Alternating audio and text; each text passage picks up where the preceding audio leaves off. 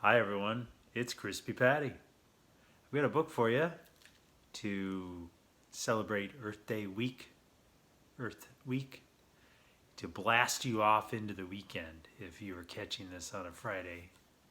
It is called You're Aboard Spaceship Earth by Patricia Lauber and illustrated by Holly Keller. Let's jump into it, or shall we blast off? Launch into it. Launch into it. There we go. I like that one.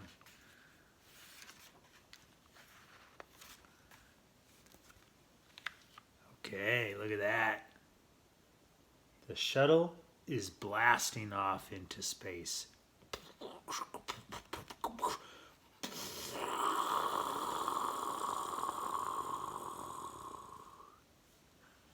You like that? $3 million special effects. The shuttle carries a crew of 6. For a week, the shuttle will be their home in space. On board, they have all the things they need to stay alive and healthy. They have food, they have water, and they have oxygen. Oxygen is the gas that our bodies take from air when we breathe. Once they are in space, the crew cannot stop somewhere for a snack and a cold drink. They cannot open the windows for some fresh air. They cannot get more of anything. Whatever they need must be on board. Oh, how about that? Now, I'm reading this during the quarantine, the time that we have to stay in our homes from the virus. These astronauts almost live like that in times where there is no virus. They can't go anywhere. They can't go to the store. They can't open the windows. They're probably the best prepared for this.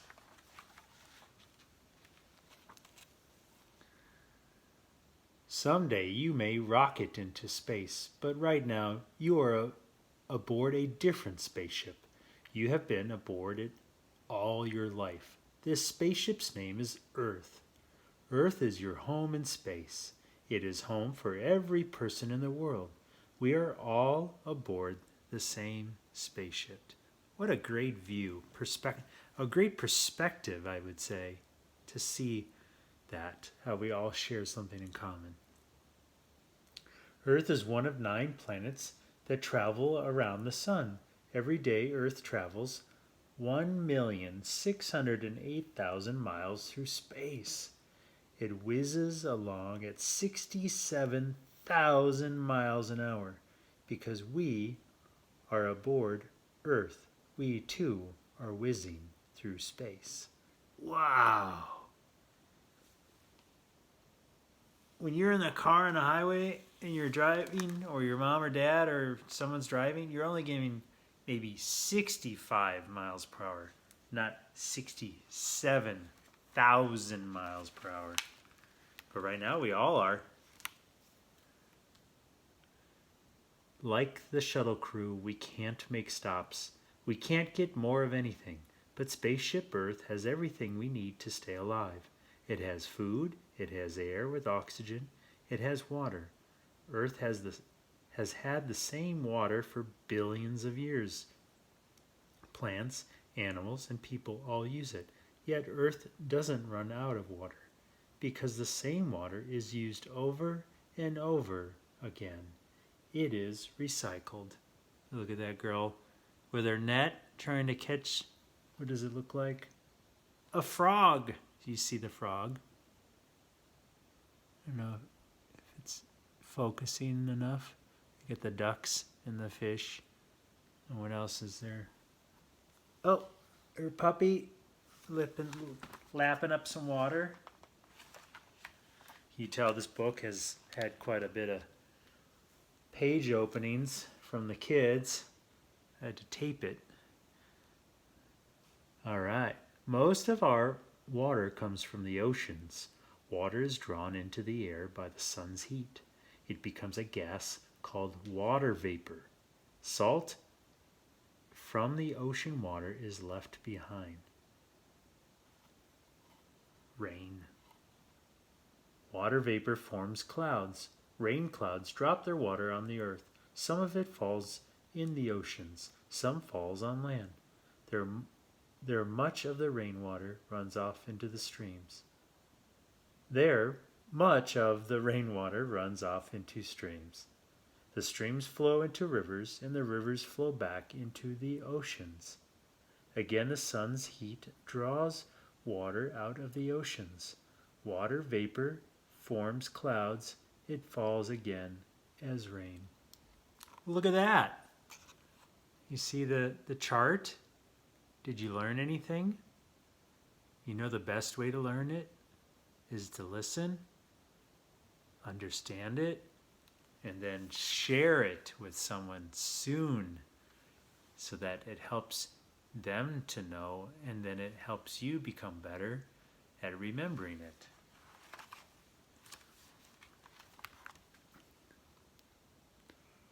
Water is used in many ways. The roots of plants draw water from the soil. Animals drink water and bathe in it. So do people. Rushing water can be put to work. It can turn machines that make electricity. Paper mills use water. Other factories do too. Tugs and barges travel on rivers. So do canoes and rowboats. Water fills swimming pools. Heated, it warms buildings in cold weather. It washes clothes, dishes, and cars. How many other uses can you think of? If you have any comments, share with me on the page here on the YouTube channel. How many other uses can you think of that water can be used for? That was a pretty good list. Well, it makes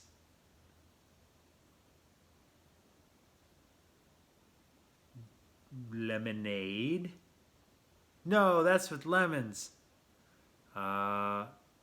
Swimming pools. Oh, it said that already. Water balloon fights. How about that? That's my answer. Took me a while.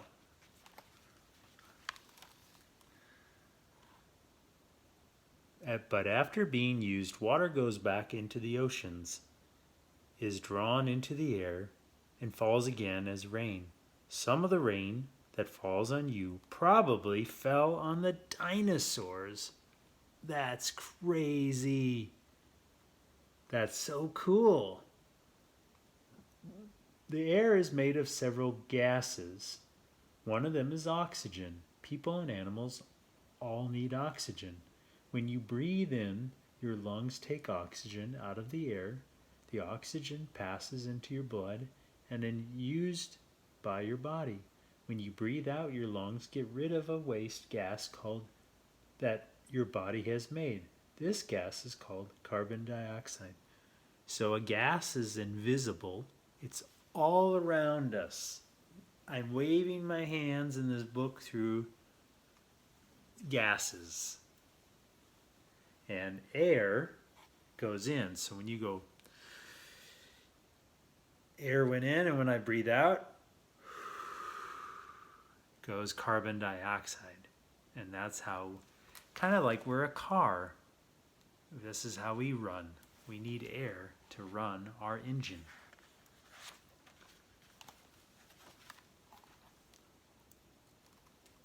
Animals and people have been using oxygen for a very long time, yet the oxygen is not all used up. The reason is that green plants keep putting oxygen into the air as they make their food. Some green plants live in the oceans, some live on land. All make their food in the same way. They take in water and minerals. They take in carbon dioxide. Using sunlight as energy, they put these things together and make their own food. As they make food, green plants also make oxygen. For them, oxygen is a waste gas. They get rid of oxygen by putting it into the air. People and animals use the oxygen and put carbon dioxide into the air. Green plants use carbon dioxide and put oxygen into the air. And that is why Spaceship Earth does not run out of oxygen. That is a brilliant, brilliant creation, isn't it? Wow, the GOD was really putting it all together. Look at that. So the sun and the carbon dioxide that we blow out when we're done breathing in, the plants love it. And then they need water and minerals. Minerals come from the dirt that help them grow. And then they give us oxygen to go into our lungs and animals. And then we give the plants food when we breathe out. And it's this continuous cycle. How cool is that?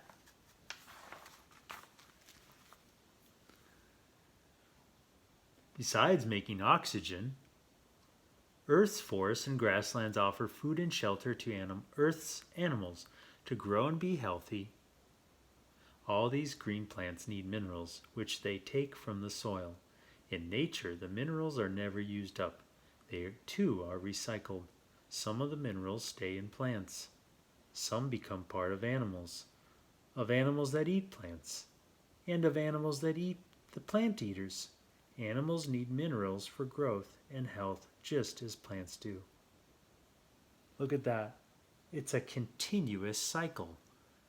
From leaves to dirt, from animals to dirt, to plants, to food. What a brilliant, brilliant creation. Really well thought out, huh? How it all works out. But the minerals do not stay in plants and animals forever. Sooner or later they go back to the soil. Trees shed their leaves, branches snap off, animals leave their waste droppings. Petals, fruits, and seeds fall to the ground. Plants die, and so do animals. That's right. When the animals pass on and the plants pass on, we go into the ground and we feed nature to continue the cycle of life. Millipede, beetle, earthworm, bacteria, mites. All this dead matter is rich in minerals. In time, green plants will be able to use them. But first, the dead matter must be changed. It is changed by many small forms of life, which feed on it, cause it to rot, and break it down into smaller pieces. Earthworms, millipedes, beetles, mites, and bacteria all help this work. You see the earthworms come out when it rains, and all the birds are trying to get them, and you see the millipedes. Isn't that cool how many legs they have? Wow, huh? We all know what a beetle is. Oh, earthworms. Earthworms, for example, may feed on fallen leaves. Earthworm droppings form a kind of soil. This soil is rich in minerals released from the dead leaves. Now the minerals can be used again by green plants. They have been recycled, as I kind of said before. I got ahead of this book. But it's always good to go over it again and again. That way you learn it to memory, and then you can share it with people.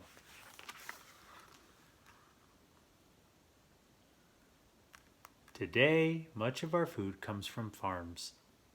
When crops are sent to market, minerals go with them and leave the farm. To keep raising healthy crops, farmers must put minerals back in the soil. That is why they fertilize their fields.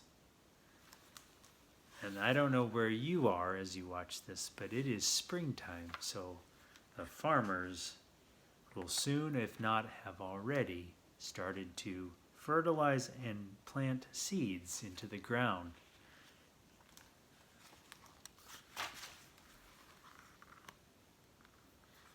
Many Home gardeners like to recycle minerals to do what nature does.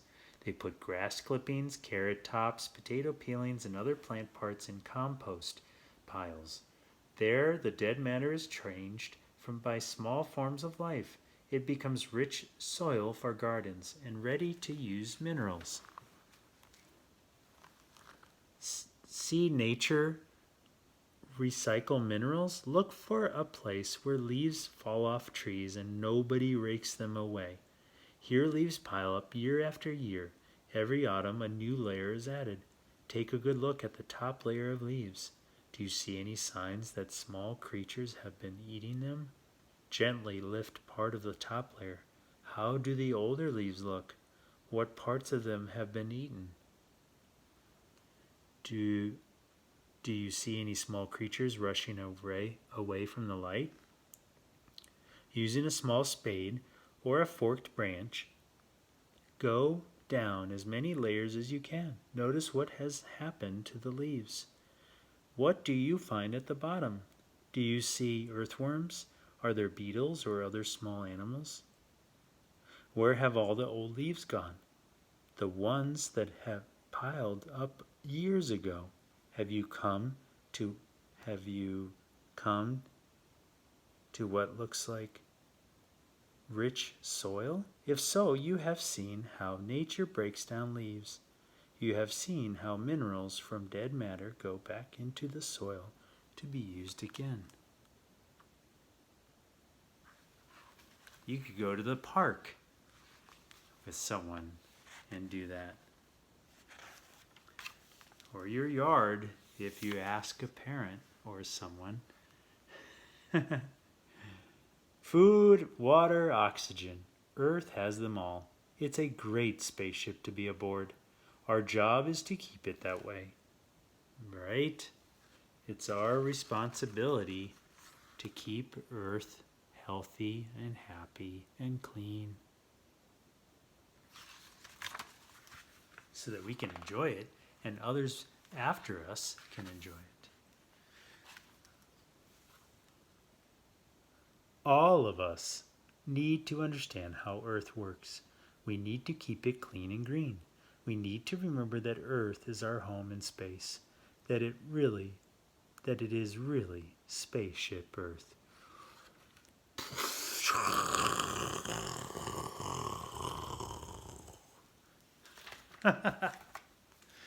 All right, that's conclusion of the book. And yes, think about your grandparents before you and their parents before them, and now your parents, and then you, and then maybe you have younger siblings or friends, and we're all caring for the same spaceship we call Earth. Till next time, please like, subscribe, share, and have a good weekend.